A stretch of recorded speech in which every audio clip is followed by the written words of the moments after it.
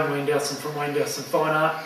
This is my finished sculpture of a Spinosaurus skeleton. This thing's big. It's a whopping 1 metre long, and if I straightened out the tail and the neck, it'd measure over 1.2 metres. And the Spino stands about half a metre tall, so it's a lot bigger than the T-Rex that I made. Again, with this sculpt, I wanted a dynamic pose. There's a lot of twists and turns in the Spino's neck, spine and tail, and the whole skeleton has been reinforced with 6mm rod and wire. When I sculpt the animal, I like to visualise what it's doing. I like to visualise a scene, even the environment that the animal is in, and this sculpt is no exception.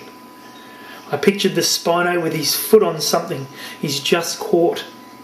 He's standing on a riverbank and there's a curious croc coming over to check out what's going on, and of course the Spino doesn't like that.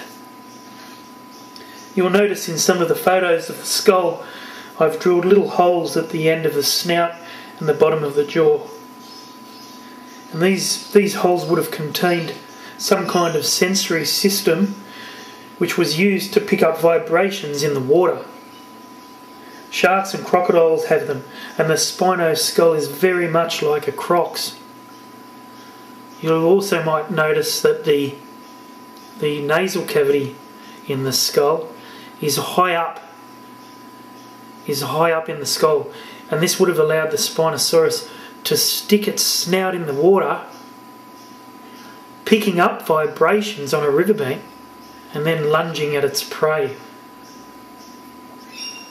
I sculpted the Spinosaurus with a product called Magic Sculpt, and it's a 2-part resin. One part is the hardener, and it's very similar to plasticine once you mix it together, and it goes off in a couple of hours.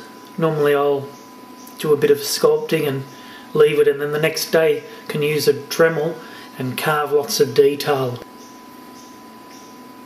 The whole thing has been hand painted. I used a base coat of black,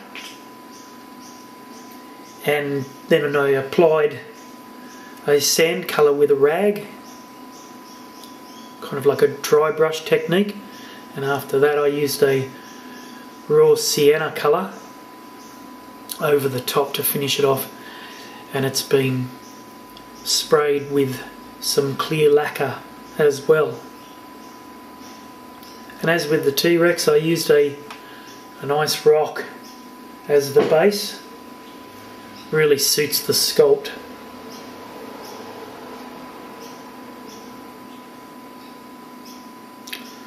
So that is my finished sculpture of a Spinosaurus skeleton, and I've already started my next project.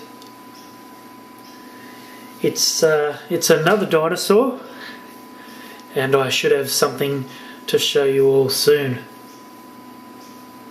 So thanks everyone for watching.